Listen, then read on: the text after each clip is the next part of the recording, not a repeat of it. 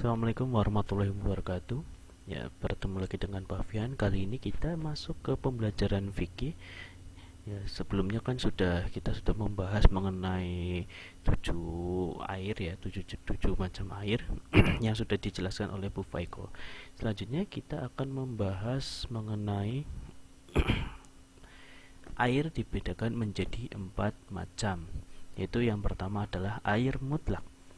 Air mutlak adalah air yang keberadaannya suci dan dapat digunakan untuk bersuci. Contohnya air sumur. Jadi yang namanya air sumur itu memang dari keberadaannya pun suci, dan pasti kalau airnya suci bisa digunakan untuk bersuci atau wudhu. Nah, selanjutnya yang kedua adalah air suci. Air suci jadi seperti ini. Misalkan contohnya air sumur ini, ya, jadi Pak Guru jelaskan dulu pengertiannya, adalah air yang digunakan untuk menyucikan badan, tapi hukumnya bisa berubah jadi makruh. Ya, contohnya air musyammas, yaitu air yang jadi panas karena terkena matahari. Jadi kalau ada air yang seperti itu, hukumnya itu makruh, atau apa yang namanya makruh itu jadi seperti diusahakan tidak digunakan. Digunakan boleh, tapi lebih baik tidak digunakan. Selanjutnya, yang ketiga, air mustakmal adalah air suci yang tidak bisa menyucikan. Contohnya, air tersebut digunakan untuk bersuci, tapi sisanya itu tidak boleh digunakan. Nah, jadi sebetulnya air mustakmal itu air yang suci, ya, tapi tidak bisa untuk menyucikan. Contohnya misalkan nih, Mbak Guru sudah mengambil satu buah galon yang berisi air suci, itu sudah Pak Guru gunakan untuk wudhu, misalkan mencuci muka.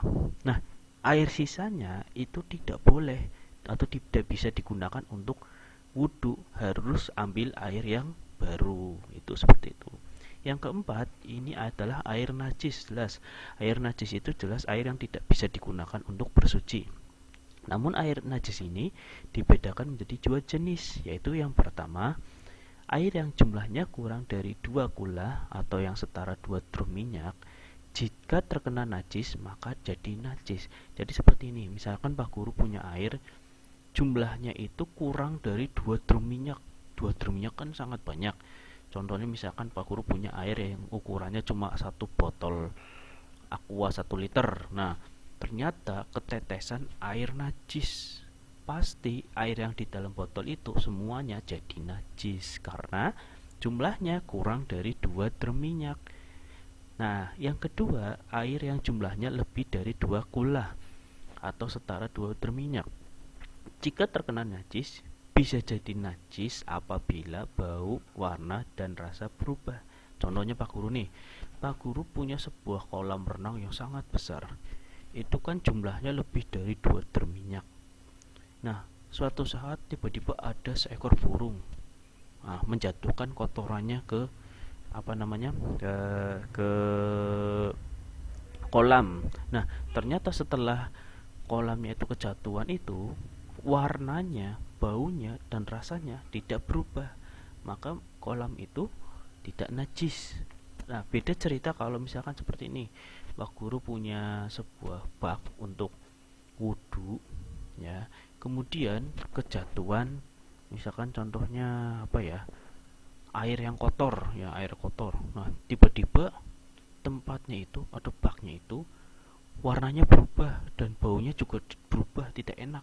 Nah, maka air tersebut dikatakan najis. Ya, seperti itu. Terus kita akan membahas mengenai memelihara kebersihan. Ya, memelihara kebersihan itu wajib.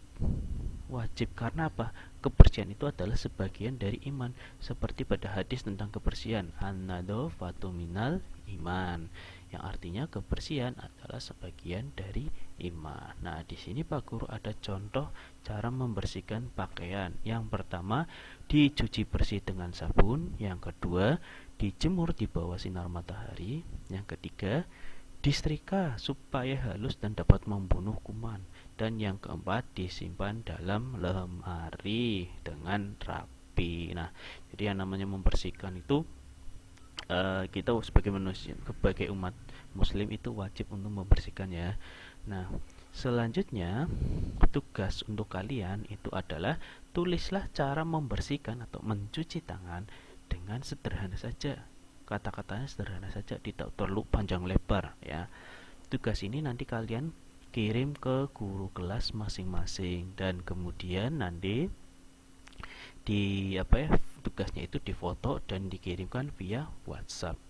Oke, itu saja yang bisa Pak Guru sampaikan. Semoga bisa bermanfaat untuk kalian semua. Pak Guru akhiri. Assalamualaikum warahmatullahi wabarakatuh.